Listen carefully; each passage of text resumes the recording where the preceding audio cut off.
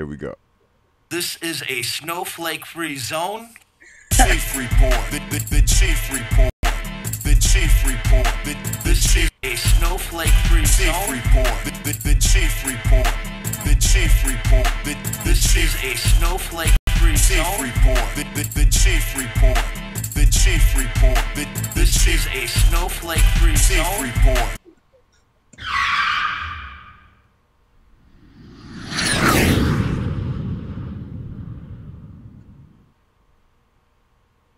What's going on, everybody?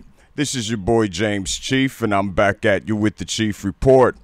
A lot of news going on today as usual, and we're going to be talking all things California today. I have my buddy on the line with me, Dr. Kenneth Wright, and he's running against Ted Lieu in the 33rd District of California. So, without further ado, let's welcome Ken to the Cheef Report. Good to see you, James. Good to see you as well. How are you? How's everything going on in Good. California? Amazing. Guess where I was last night? What was going Venice. Yeah, Venice City Council meeting. on? Okay. Venice City Now, Council Venice- meeting. What Venice interesting happened Cal- with that? Well, Venice is a very liberal area. Okay, very artsy, bohemian. You get the idea? Yeah. So They shoot Republicans for sport. is it that bad? It's worse. So anyway, so this gal Yolanda, she's a Mexican lady she heard me speak and we got along really well. Anyway, so she says, you got to go to the city council meeting. I go there. I'm thinking I'm going to get killed, right? So I go up. I have 1 minute. They start clapping. I say, I'm Dr. Ken Wright running for the United States Congress. They start clapping. I couldn't believe it. So I said, I've got two big issues, inner city crime and poverty. Number two, long-term solution for the homeless crisis. They were clapping. And then afterwards, this dude comes up to me, African-American dude. He goes, I'm walking and they got all these encampments. We're 100% behind you, Dr. Wright. Amazing. Here's my sense. People are sick and tired of the progressive agenda, which has given them homelessness and made the inner cities worse than ever. And they know it, and they want change. That is what I learned from last night, and also other situations that I could go on about. But I think the people want change. What's frustrating me now, James, is that the Republicans should be putting advertisements on television saying, I know you're used to voting for Democrats. What's it done for you? We've got homelessness crisis. We've got inner city crime and poverty. Think about voting Republican. We're really the compassionate party. Yeah, Boom. definitely. How is this homelessness problem getting so out of hand? It seems like almost every day on the news, there's something about the California homeless issue or even the crime issue. What's the driving factor besides Democrats? What's the driving factor? People say it's because of the increased cost of living, the increased home prices. Some people say it's because of illegal immigration. In your opinion, what's really driving the homeless issue in California? Multifactorial. Okay, when you see something so huge like this, it's usually not just one factor. So number one, it's the permissive attitude regards to crime and drugs. You say, what do you mean? We just voted marijuana legal. Hello? Are you kidding me? I was in the 60s, James. I had 5 sweet mates. All of them left because of drugs. You know, the 60s, everybody was smoking marijuana. It causes apathy. It stays in your body for 3 days, half-life. It's wrong. I'm sorry. It's wrong. It shouldn't be sold on the streets. Maybe some people need it. Fine, give it through a pharmacy. But on the streets, are you kidding me? Maybe we should do cocaine on the streets too. That'd be good. No, So- that definitely wouldn't be good. So you got permissive attitude about drugs and alcohol. Number two, the laws.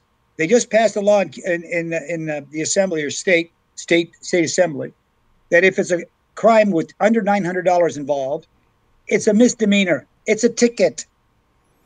They're making crime trivial. Yeah. It's amazing. It's crazy. And then the other thing is that we have a sanctuary city.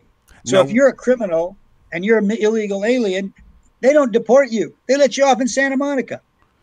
All What right. what's It's this going on? hugely, What's yeah. going on with the no cash bail situation? Because as soon as you mentioned crime, that's the first thing that hit my mind a couple Right. of weeks ago when this new order came down about the no cash bail. Can you explain that to the people?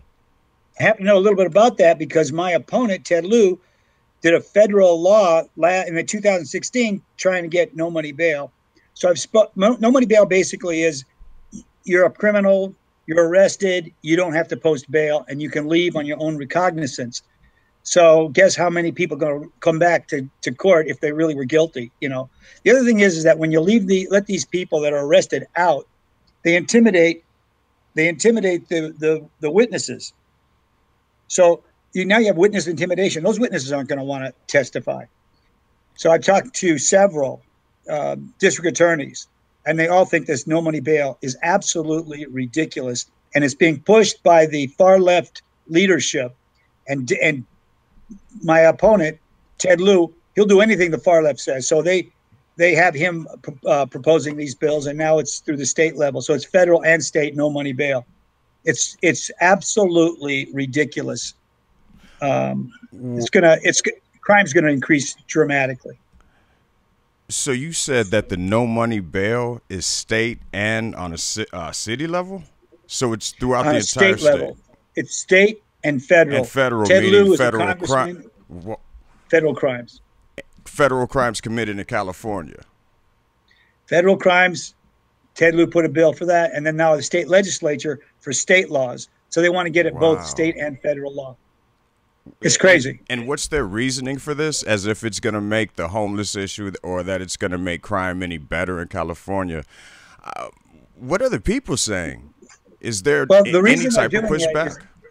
The reason they're doing it is they're saying that poor people are discriminated against because they don't have the money for bail. But the truth is, judges have discretion. So if it's a poor person with a minimal effect, they're not going to give you $1 million bail. So that's, as usual, it's a Democratic lie. But they're pretending that they're trying to protect poor people. So wait a minute, they're putting this on poor people. They're saying they're trying to help poor people by, but what about the people who aren't poor? Because this isn't just about poor people, correct? This gives a judge the discretion to give any person no bail, right? Regardless of their income status. No. Right now, judges have discretion. Okay. So if it's a poor person who has a very minimal crime, they don't post much bail or maybe no bail. So judge hears the case and decides based on the flight risk, based on the severity of the crime, what the bail will be. This is taking away the discretion from the judge, and there's going to be some panel, which doesn't even hear the case, by the way. Wow. And basically, you don't post bail. They shoot the man, rape the woman, and basically you don't post bail. Come on.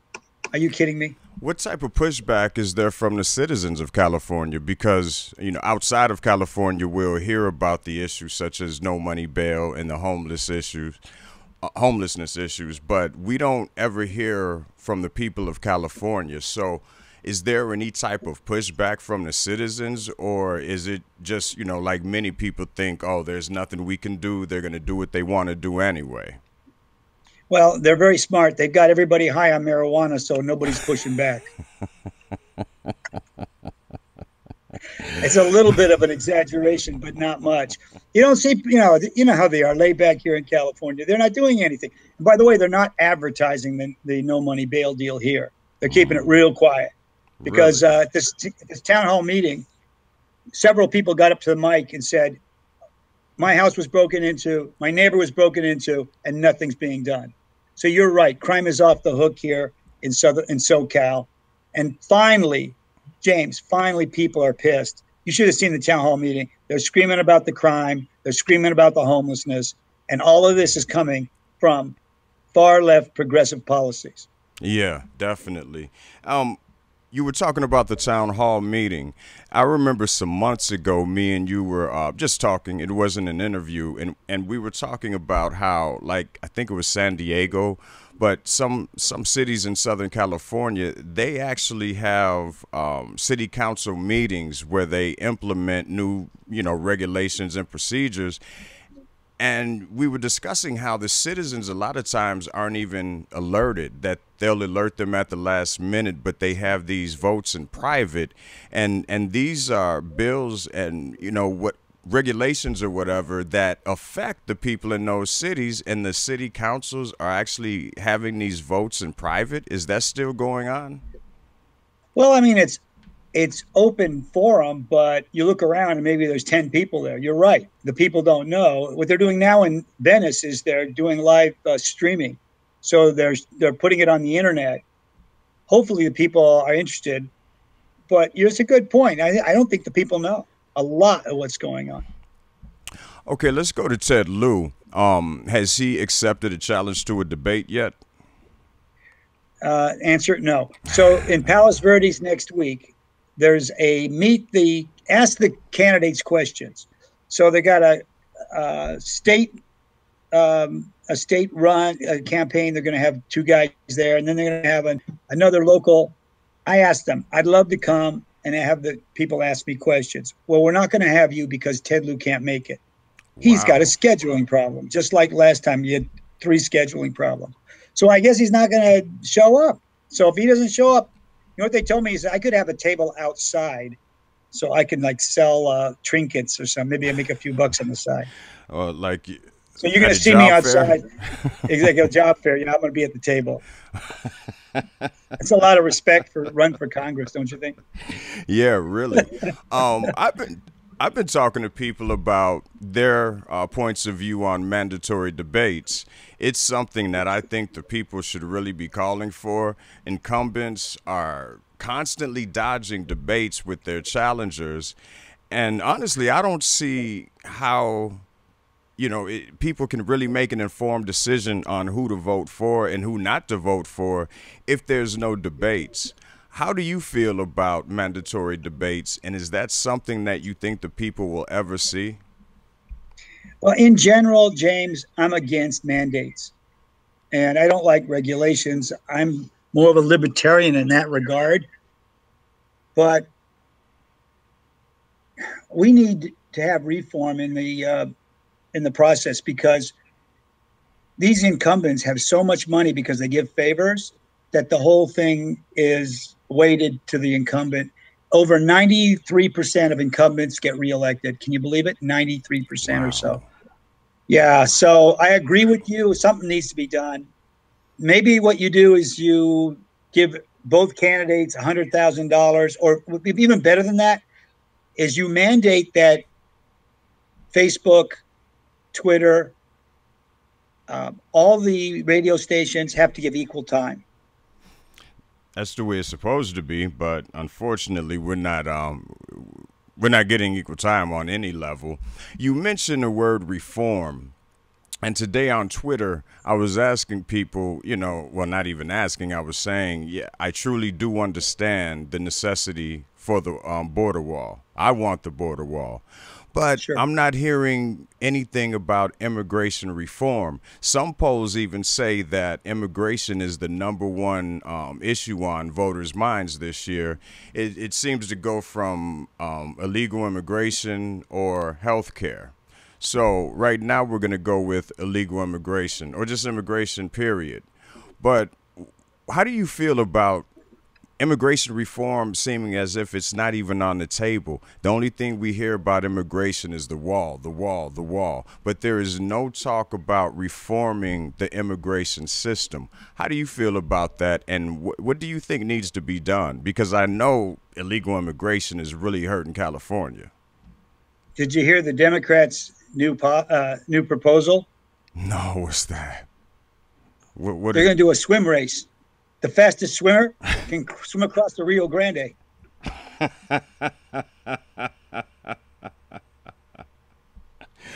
Oh my goodness! I would like to see Dianne Feinstein and Maxine Waters as lifeguards in that race. Yeah, I'd like to see them being lifeguards in that race. That'd be great. Yeah. So you can see so Maxine's right now, wig flying off. Yeah, right now the best swimmer gets over. I mean, it's ridiculous. That's the way it seems, though. It's like if you can make it there before the Border Patrol agents get there, you're good. That's exactly You're what it good. seems like, a one big race to the border. It seems that Exactly. way. That's what it is. It's crazy. And once they're here, what do? They say, well, here's your date to come back. And what? Half of them don't ever show. Yeah. And then they say they're persecuted. They're seeking asylum here. It's a bunch of crap. So here's the thing. Here's the thing. I agree with you. How can you have any immigration policy if you don't secure the border? If you don't secure the border, whatever you say means meaningless because they come over anyway. Mm-hmm. So what I say is you have to secure the border, and that's going to be partially border wall. I don't know how much. Smart people know that. The other thing is people overstay their visas. When people come over, we need to know who they are. And I'm all for posting a bail from certain countries so that if they don't show up to leave appropriately on time, we have a bail from them. So we need to secure the border and also enforce our policies regards to visas and overstay. Once you do that, then you got to move to what do we do with people here who are illegally. And I think the way you do that is you give them 6 months to register as a resident, not a citizen. And as a resident, you don't get welfare. You can go to the schools. You can go to the county hospital, but you don't get welfare.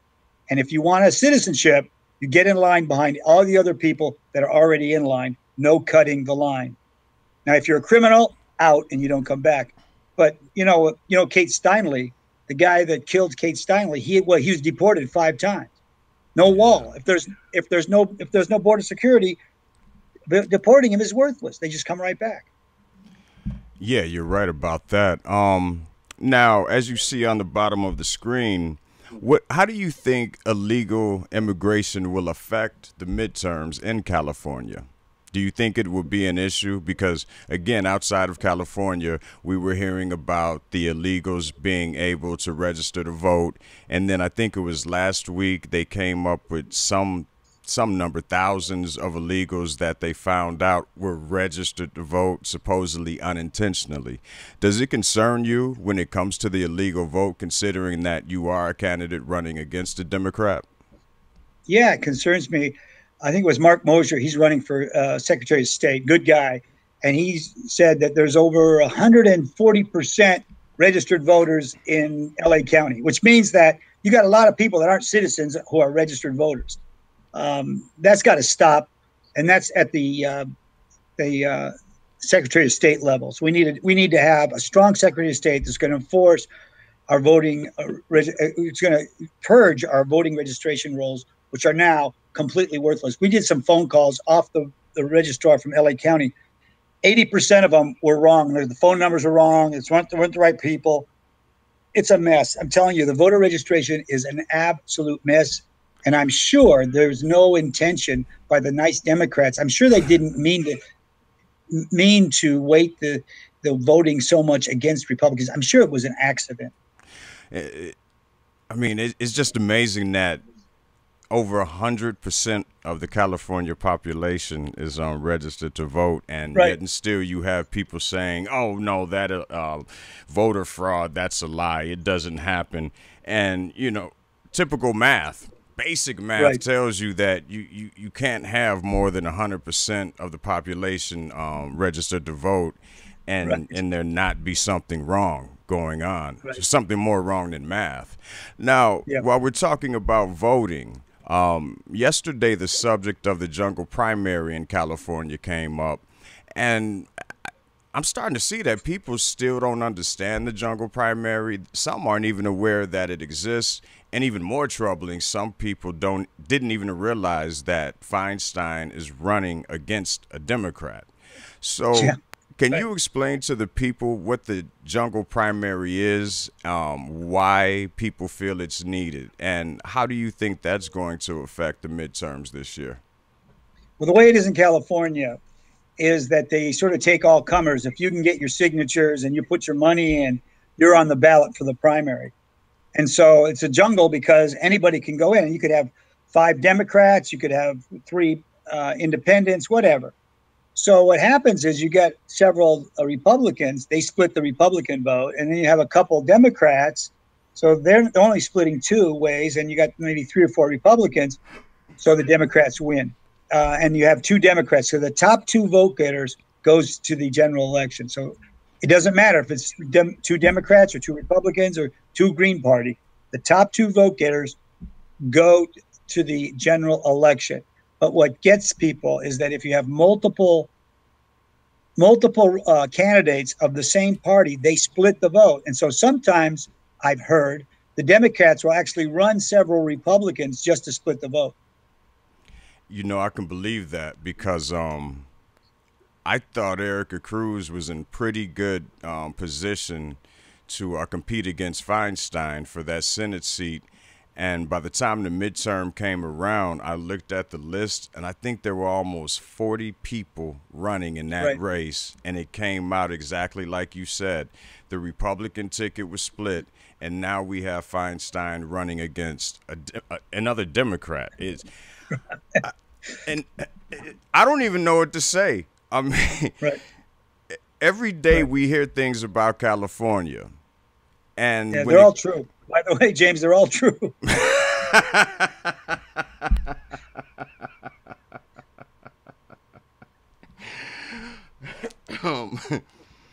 That's scary.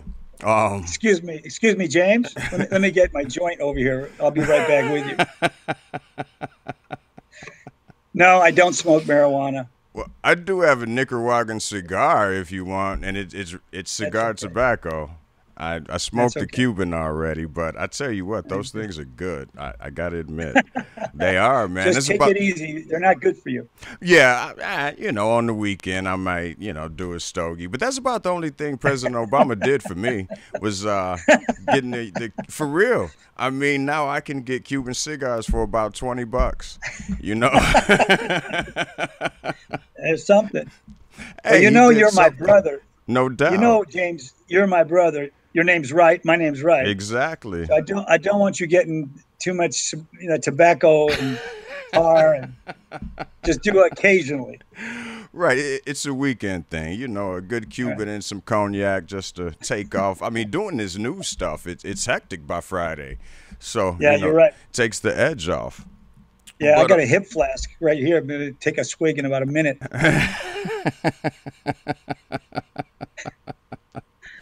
Don't mention it. I actually did last night. But but seriously though, so I thought Erica Cruz had a good chance to compete against Dianne Feinstein. And then it ends up we have the 2 Democrats. Are there other races that there are 2 Democrats running, or even 2 Republicans? Or is the Feinstein race the only race that it happened? I don't know. I don't know. I don't know if there is another one. There probably is. I know this. There are many of the races where there's only a Democrat, because the Republicans are so dysfunctional. They don't have anybody. And that was going to happen, as you know, in 2016 in our District 33, which includes Beverly Hills, Malibu. They weren't going to run anybody against Ted Lieu. They got a defeatist attitude. So I am sure there are other races where there's 2 Democrats, and there's a lot of races where there's just a Democrat. That's insane. That is totally insane. Now, but we can't put it all on the Republican Party, because at the same time, California had a low voter turnout for the primary, correct? Yeah, you're exactly right. I think it was 18%. Pathetic. Wow. I think a lot of the Republicans, they don't even show up because they think that there's absolutely no chance. The truth is, in a midterm, as you know, the turnout's low in a midterm. If the Republicans show up, just the Republicans, we win. Yeah. But try to convince them to get off their fat butts I don't know what you have to do. And that's what really trips me out. I hear so much about where a Republican can't win, and I'm like, look, we have to try. If we have this defeatist attitude where you feel that a Republican can't win somewhere, then what are all these arguments and fussing and fighting on social networks about if so many people just believe that Republicans can't win in certain places, not even trying? And then I look at the socialists that are winning, socialists that are unseating 10-term Democrats. But on our side, we have this defeatist attitude. And Absolutely. yet we say that the Democrats are the scary ones. If there was ever a civil war, Democrats wouldn't stand a chance. And it's like, you want me to trust you to have my back in a civil war, but you're scared to go to the ghetto. You're scared to go vote for a Republican in an area you say we can't win.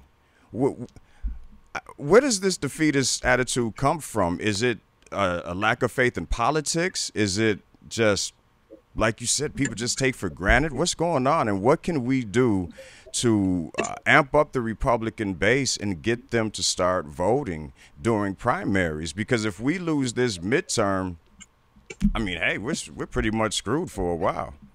Yeah, we are screwed. You know, it's crazy. I'm at an event, and they say, you know, Dr. Wright, I can't tell anybody I'm a Republican because it'll hurt my business. I can't tell anybody I'm a Republican because they won't like me. I said, listen, do you realize people died for this country? Thousands died for this country to preserve our freedom, and you won't even tell your friend? I said, you say you're a patriot. You're not a patriot. Mm-hmm. You're a scared rabbit. I'm so damn tired of it. I've got banners on all my sides of all my buildings saying vote right. I tell all my patients, I'm right in the Hancock Park in Beverly Hills. I let them all know. It's not that I'm brave. I don't think I have a choice. Yeah. We cannot lose America. The socialist, the democratic socialist open borders agenda will sink this country. Yeah. And when the garden variety, when the rank and file Democrats, when you talk to them, they don't want open borders and they don't want socialism. But if we shut up and we hide, that's what we're going to get. So I tell them, get out, come out of the closet, for Pete's sake. You know, I was shocked when someone told me, well, James, people don't pay attention to the midterms until after Labor Day. And I could only imagine the crazy look on my face hearing that, because I said, well, wait a minute, damn it, that's stupid. Primaries are all but over, so why are you even telling me this? But we just take these traditions as natural, and I don't see how a person or people in this climate could sit there and, oh, well, no one pays attention after Labor Day. It's like, hell no. We have to start being more vocal or something. Right. Something has to be done, because that's really the stupidest thing that us Republicans can do, is wait until after Labor Day when primaries are all but over. I've even had people tell me, well, any Republican is better than a Democrat. And it's like, how the hell do you figure that if that Republican is a Marxist rhino? Absolutely. Somebody said, is Dr. Wright a Republican? I wrote back, what does it matter? You should be asking me what my policies are. Exactly. If I'm a Democrat, Republican, that doesn't make me a good or bad person. What makes you a good or bad person is what you want to do for America. So, I think we should, I think about this. Why don't you and I start Unite America Party and get rid of all this baloney? Yeah. There are a lot of independent Republicans that are running this year, and there has been talk of a third party. What's your position on that? Do you think it's needed? Do you think there will be a break off of the Republican Party into a third party? Theoretically, I love it. But the truth is, Ross Perot, what happened with Ross Perot is that the Republican lost because they split the vote. So if you have three parties, and what's going to happen is it's going to split the Republican vote, and we'll have Democrats forever. So unfortunately, even though I like the idea and it's pretty sexy, it's like a sexy woman. They're not always good for you. So you got that right.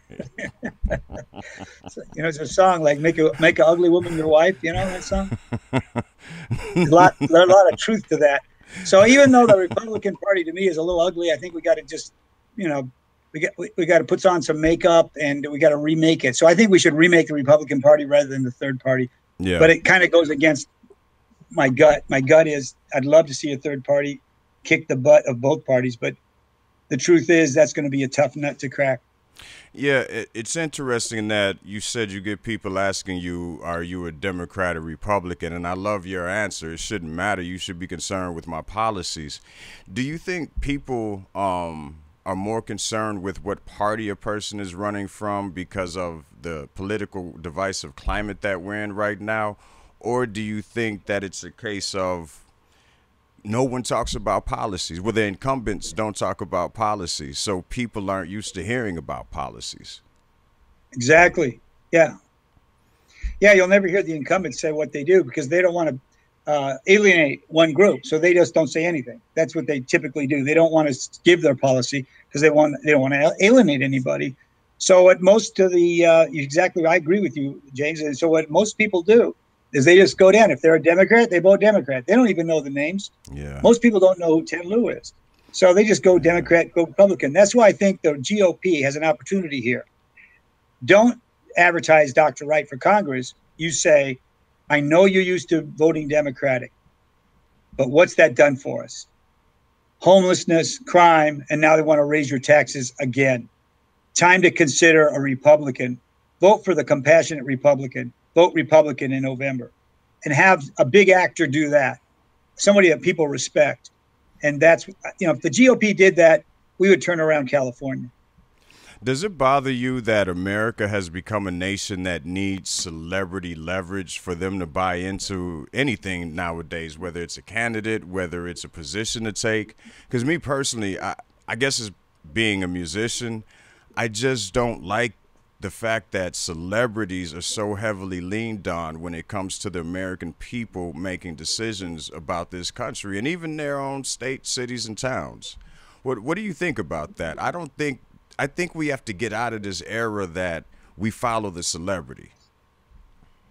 James, we're really brothers because I agree 1,000%. If it's some basketball player, they'll follow what he or she does. They know nothing about policy or politics or history. Or it could be some actor who just reading a script. They know nothing. But guess what? It's called herd mentality. Yeah. And it's an instinct. Back in the caveman days, if you were by yourself in the forest, you're scared because the wolf pack's going to eat you. If you're with a group, you feel stronger. And that strong leader, people will follow that strong leader, and they tend to do that. And what makes a strong leader? It's a multitude of things, but being a celebrity definitely tags you as a leader. Even though I agree with you, it's not appropriate. It makes no sense. But emotionally, people do that. Yeah. It just worries me because there's so many things going on in the country. A celebrity can come out and say something, whether it's LeBron James, Kanye West, Tom Cruise, whoever, anybody can come out and say something, and all of a sudden the media has made it the most important thing in America. And yet and still, we're not hearing about the overdose deaths. We're not hearing about, there's about a dozen guys just arrested in New Jersey today for basically human sex trafficking. We hear nothing about it, but what do we hear about? The gossip of the woman that's accusing Kavanaugh. Not that that's not important, but I feel in a 24-hour news cycle that there is enough time to give the people relevant information. I look at the beating upside the head that Jeff Sessions took. Oh, he's a nothing. He's doing nothing. But yet and still the guy is locking up gangster killing drug dealers in MS-13. He's trying to get the opioids off the streets. He's trying to attack child and human trafficking. But the people are just so entertained by the celebrity media, they don't see any of these things. And here, a good attorney general is just getting, beat upside the head because he's not like most people wrapped up in Mueller, FISA, stroke gate. How do you feel about that? Well, first of all, I want you to know it's going to be a shock to you, James. It's going to be a shock. But, Access Hollywood and those TV shows don't ask me to come on as pretty as I am and as beautiful as I am. They don't ask me to go on TV, and espouse my brilliance. Okay? So I guess my point is I agree with you. They're not looking for intellect. They're all fluff. You know what I'm saying? Oh, yeah. So it makes no sense, but that's the way it is. And so I think we got to be smart and use it. So find somebody, and Candace Owens. Oh. Okay. I love her. You do too, I can tell. Who wouldn't love her? She's so beautiful and so sharp.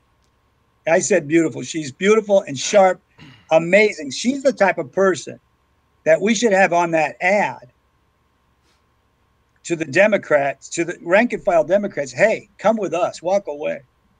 And that should be on TV, 24/7. Well, hey, it might work for you.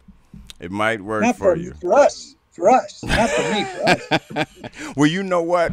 I have no chance with Candace, okay? What are you talking about me? Listen, if Candace is willing to go into the south side or the west side of Chicago with me and talk to those people that she's always talking about, then me and Candace can be cool. I would love that. Yeah, I would too. Can I take pictures? Yeah. See, even I'll Dr. drive- Wright I'll drive- is willing to go into the hood. I'll drive the limousine. That'll work. That'll work, because that's the only thing that grinds my gears. I see her and other people, they're constantly talking about the numbers of shootings in Chicago, and it's like, well, hey, you have a lot of money in your organization's bank account. You can get some people and fly to Chicago and give them a voice. So coming from where I come from, it just burns me up when these people with big platforms have all of these words to say about a situation they've never even experienced or lived through. And, Right. They can go to all of these places in the country. They can even go overseas, went to Israel for the embassy opening, which is great. That's a beautiful thing to be able to attend that. But Right. when it comes to your own people slaying each other in the streets, all you can do is post some numbers on Twitter. I'm just not buying it. It's phony to me. But switching gears, I think she's helped the conservative cause a lot. well, I guess that And, depends on what help is, because it definitely hasn't helped bring any of the people that are being talked about to the party. I can guarantee you that, because there were already millions of black Republicans. That's another misnomer. But Right. we're not here to talk about anybody else but Dr. Wright. So I love talking about this because I agree with you. I'd love to see you guys go in to South Central here or Watts or Carson, and you were there, and so and I broadcast was riding live from through there Compton. and talk to the people. Yeah, that's what it takes. I'd love to see that. Yeah, I bet. I'm just reading a Periscope post. Candace Owens is supposed to be going to Chicago soon, if I remember correctly.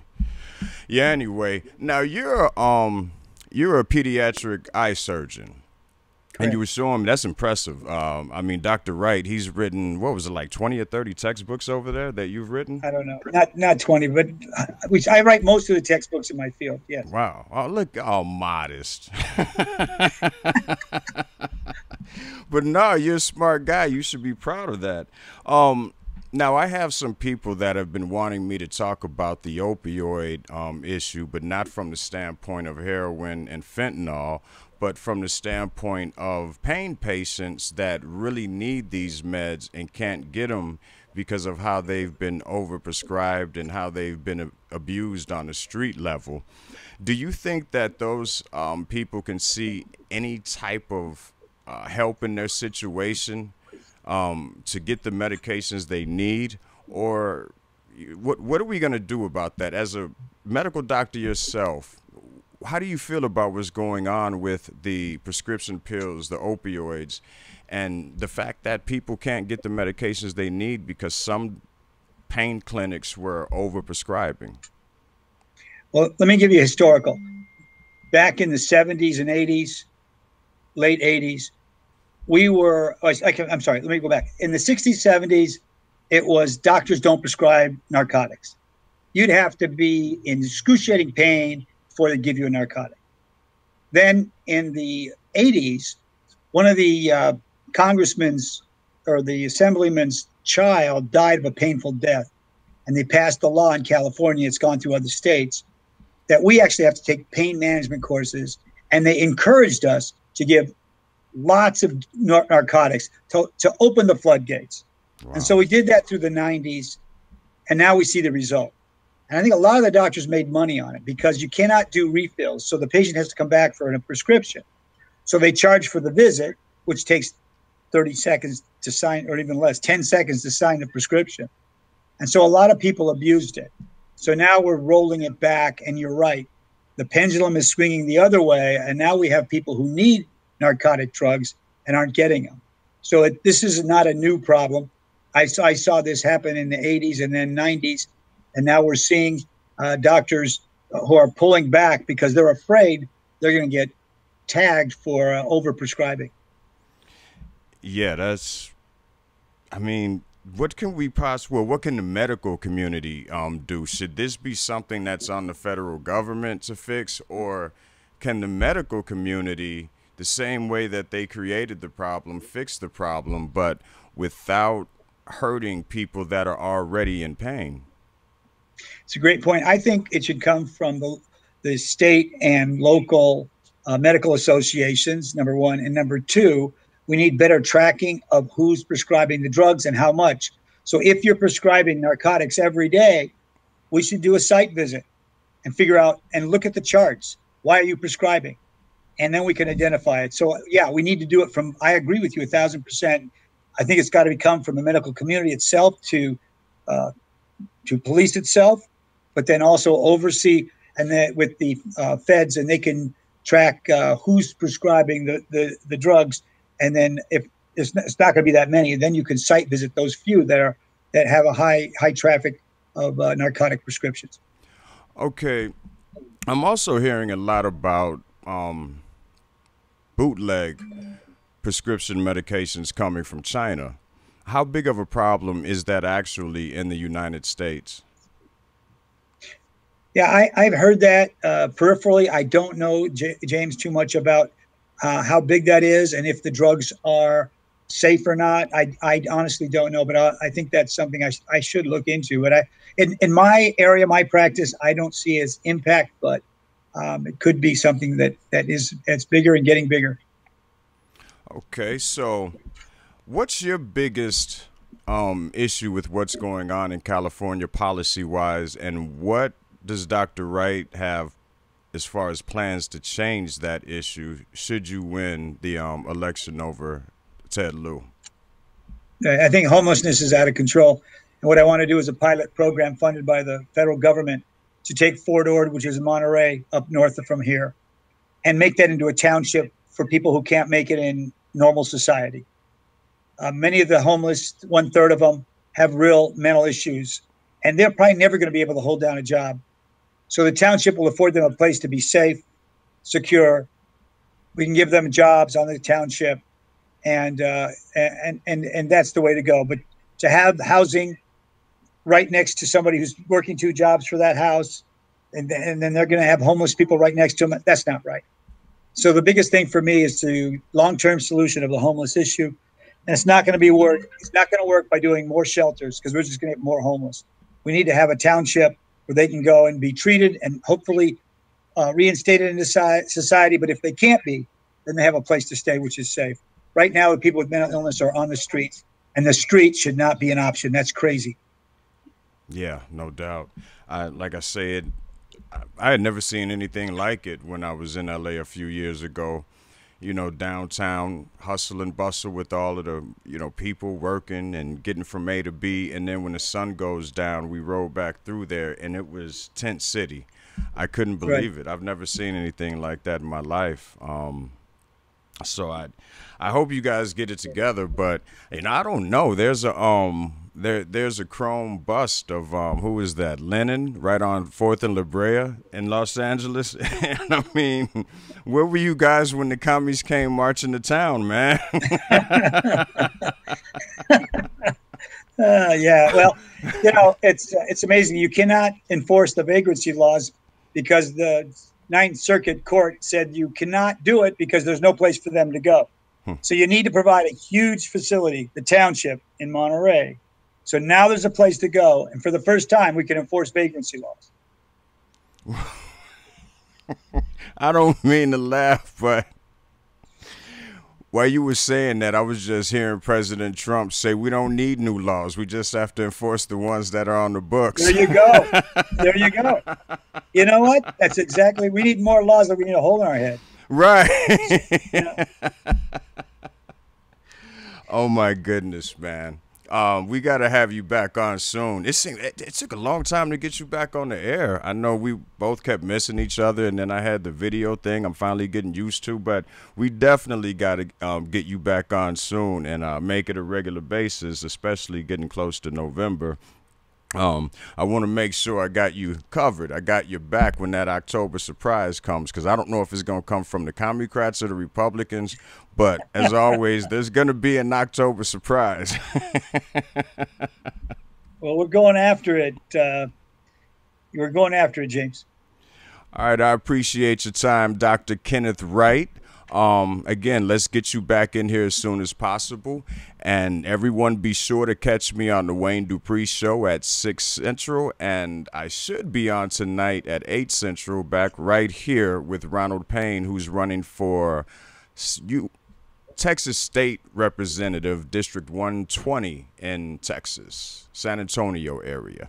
So everyone stay safe, God bless, and I'll see you back here in a few hours. This is a snowflake-free zone. Cheef report. The Cheef report. The Cheef report. This is a snowflake-free Cheef zone. report. The Cheef report. The Cheef report. This is a snowflake-free Cheef zone. report. The Cheef report. The Cheef report. This is a snowflake-free Cheef zone. report.